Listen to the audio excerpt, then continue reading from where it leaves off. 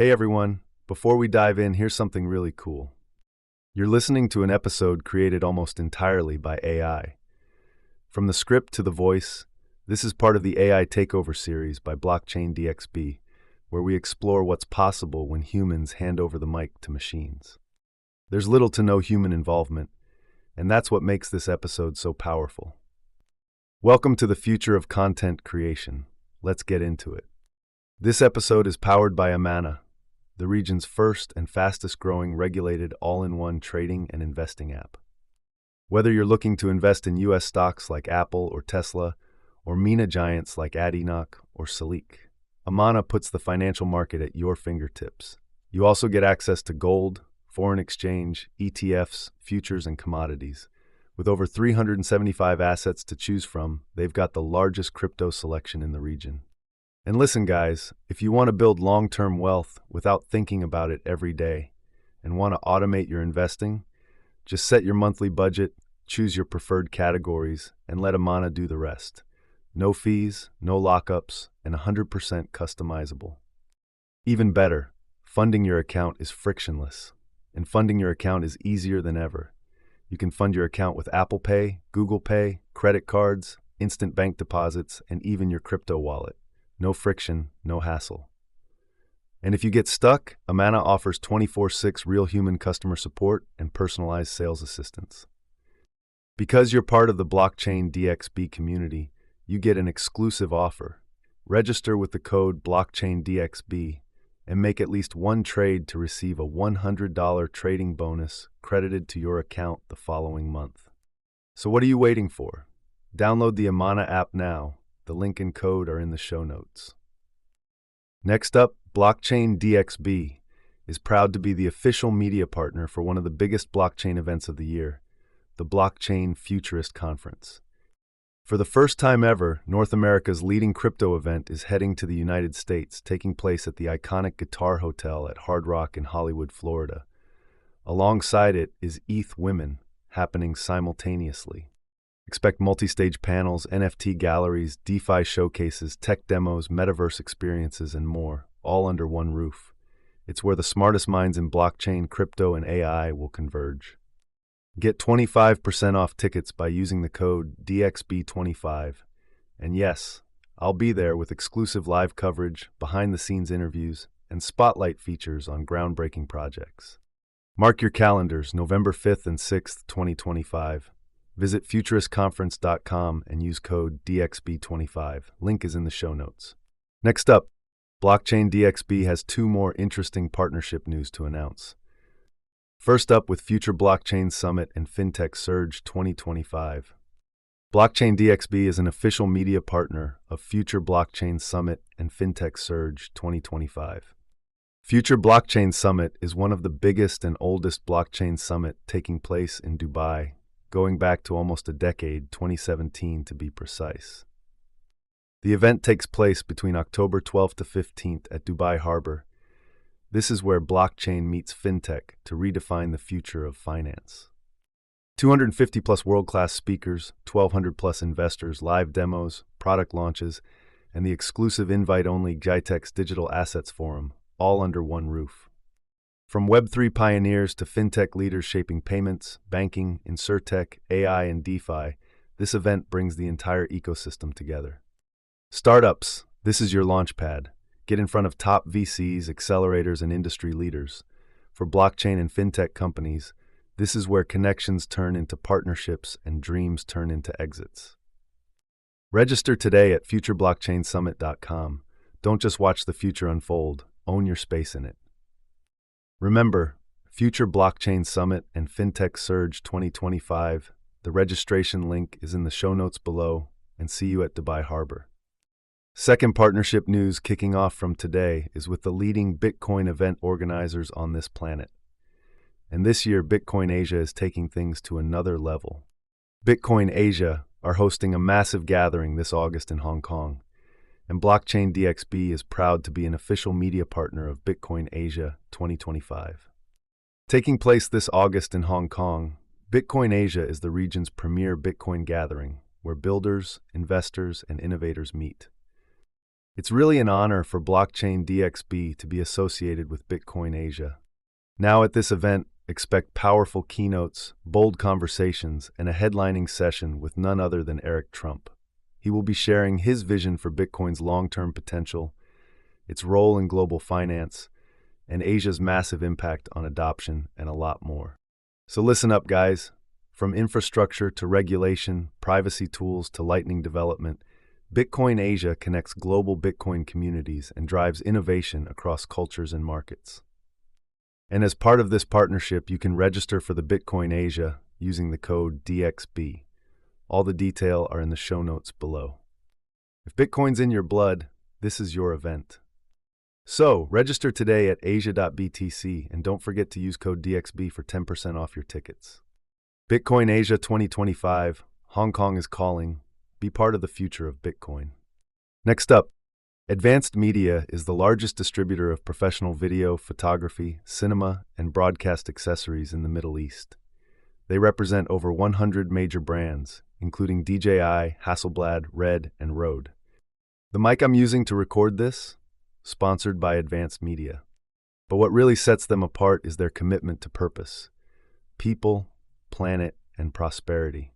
That's not just branding, it's their actual business model. They've partnered with SAE Institute in Dubai to offer scholarships to students pursuing a bachelor's degree in filmmaking, each worth AED 50,000. They also run regular workshops, training programs, and tech showcases across the region. For more info, visit amt.t, that's amt.tv. Finally, let's talk about something every crypto investor should take seriously: security. And that's where Ledger comes in. Ledger is one of the most trusted names in crypto security. Their hardware wallets, like the Nano S Plus and Nano X, keep your assets safe by storing your private keys offline. That means you're protected against hacks, malware, and phishing attempts that can compromise online wallets. The company is headquartered in Paris and is constantly innovating.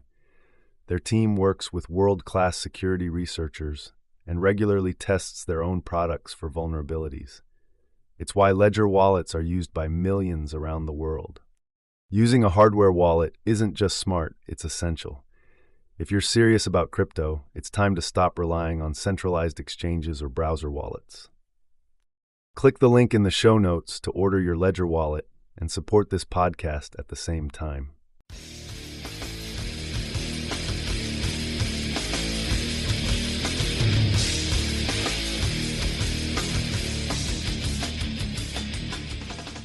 Welcome to the Deep Dive.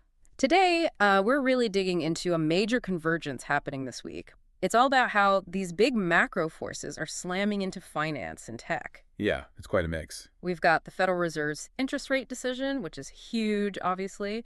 And we're looking at how that's interacting with, well, new clarity in crypto regulations, some big product launches, and even major AI moves happening globally. That's right.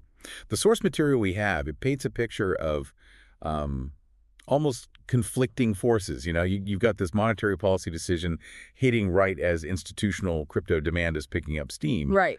But then you also have these geopolitical things like tariffs potentially shifting just days later. It's a very dynamic snapshot. Okay, so let's jump into the first big piece, this monetary policy pressure cooker. Mm-hmm. The Federal Open Market Committee, the FOMC, they're deciding on interest rates today.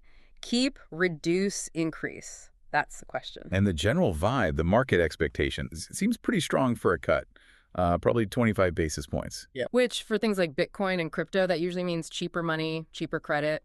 Historically, pretty bullish. Generally, yes. But what's interesting in the sources is this contrarian push happening inside the Fed. There's apparently a pretty high-profile governor arguing for a bigger cut. We're talking 50 basis points. Wow, 50. That's double the expectation. Yeah. What would that even do? Well, according to the analysts we're looking at, a 50 basis point cut could unleash a massive wave of liquidity. They're talking market volume potentially surging towards like $300 billion. $300 billion. Just from a rate cut, is that realistic or just hype? It's probably leaning on the combination. Yeah. You know, cheap money hitting at the exact moment. You have this really strong institutional demand already building. Okay. I mean, look at the lead up. The ETF inflows just recently. Mm-hmm. Staggering. $312 million total. Bitcoin ETFs grabbed $142 million, and Ethereum actually pulled in almost $170 million. So the capital is definitely there waiting.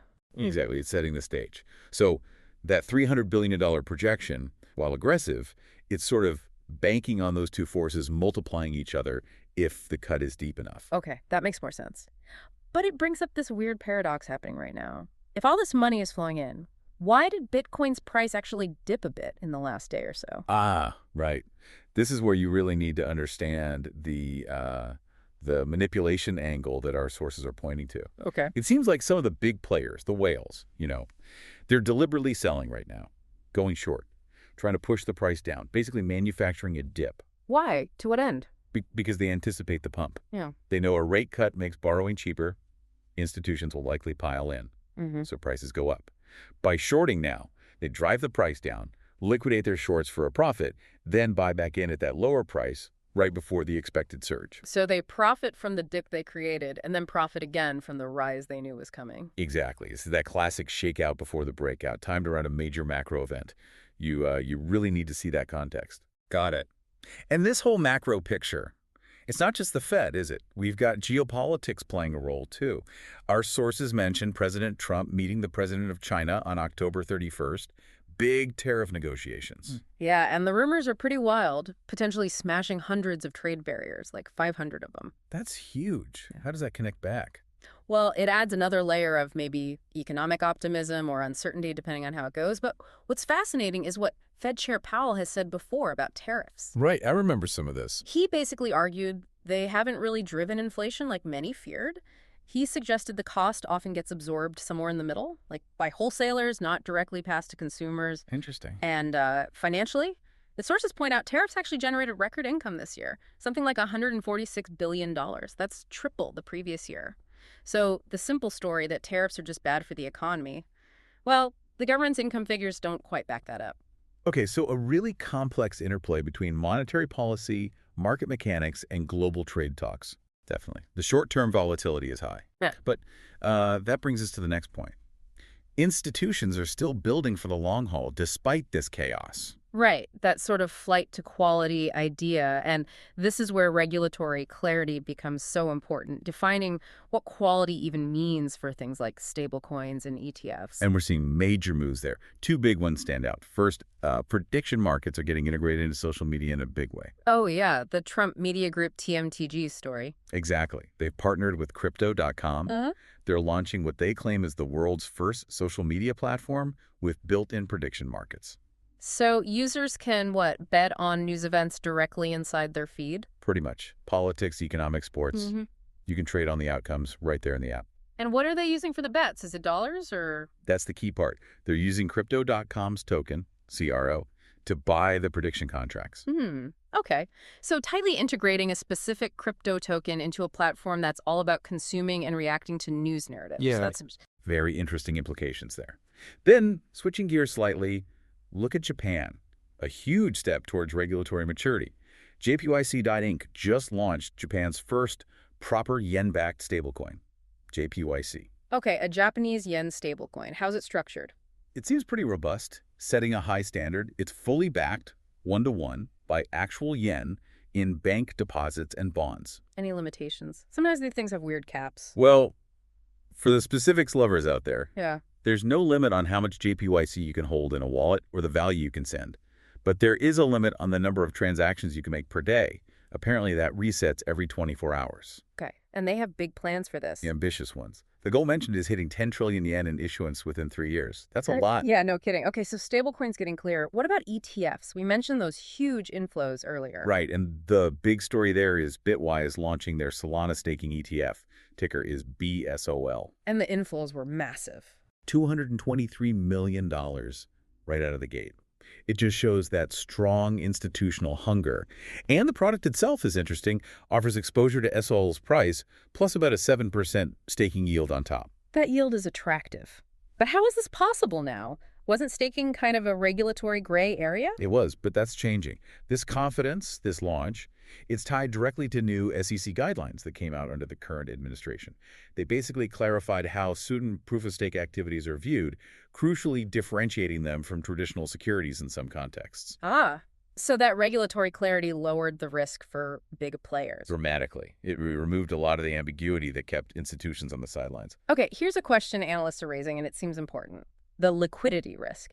If Bitwise is staking a lot of that SOL to get the 7% yield, what happens if tons of people suddenly want to sell their ETF shares, redeem them? Yeah, that's the potential Achilles heel of this specific model. You hit it exactly. How does that work? Well, the issue is the unbonding period on the Solana network. When you stake SOL, you can't just instantly get it back to sell it. It takes time, days, maybe longer, depending on network conditions, to unbond it. So if there's a huge wave of redemption requests for the ETF, the fund might not have immediate access to enough unstaked SOL to meet those requests because so much of it is locked up in staking, earning that yield. oof. Yeah. It creates this gap between the ETF needing liquidity now and the assets becoming available later. That's the critical risk. It probably forces the fund manager to hold a pretty significant chunk of SOL unstaked just as a buffer, which might drag down the overall yield slightly. Right, a trade-off between maximizing yield and managing that redemption risk. Okay, that makes sense. It's a key thing to watch with these staking ETFs. Definitely. Okay, so that focus on digital infrastructure, future stability, it actually provides a nice bridge to our final section, AI strategy, particularly in the Middle East. Yeah, shifting gears a bit. But it's all part of this global tech transformation picture. Our sources looked at the Emirati Media Forum in Dubai. What was the takeaway there? A really interesting message from the CEO of the Dubai Future Foundation. They're pushing this idea of viewing AI not as some, distant threat, but as an everyday companion. Like a tool? More than just a tool, almost integrated into daily life. They're really urging professionals, especially in media, to focus on continuous learning, adapting to AI, saying knowledge investment is the key competitive edge now. Did they mention any downsides? Oh, yeah. A pretty stark warning, actually, about these algorithmically generated online personas, bots, or AI characters that look and sound almost perfectly human. And they're influencing people. Actively shaping public opinion online, according to the forum. That's a major concern they highlighted. Wow. Okay, so Dubai is focusing on AI integration and adaptation. What about elsewhere in the region? Saudi Arabia comes up too. Right. Very different angle, though. More focused on, industrial application and unifying national efforts. Aramco, the huge energy company. Yeah, everyone knows Aramco. They signed a non-binding agreement to take a big minority stake in an AI company called Humane. Oh, okay, an investment. Well, yes, but it's framed very strategically. It's important to note Saudi's Public Investment Fund, the PIF, will still be the majority owner of Humane. So what's the bigger goal here? It sounds like more than just Aramco wanting some AI tech. It absolutely is. The stated goal is about accelerating the whole country's digital transformation. But specifically, they want to create a unified national AI infrastructure. A national AI infrastructure. Yeah, think about national data sovereignty, pooling resources, setting standards. It's about establishing Saudi Arabia itself as a global AI hub.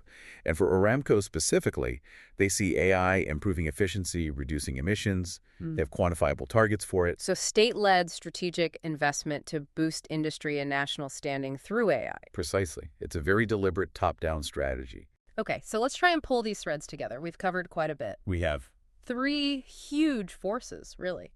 You've got the immediate market chaos driven by the Fed decision and, well, the whales anticipating it. that short-term volatility, yeah. Then there's the maturation, the solidifying of crypto products thanks to regulatory clarity, things like the yen stablecoin, the Solana ETF, even with its own risks. That's structural build-out for the long term. And finally, these massive strategic government pushes into AI, like we see in the Gulf. Yeah, and if you look at the bigger picture here, the headlines will scream about Bitcoin going up or down today because of the Fed. Right, the daily noise.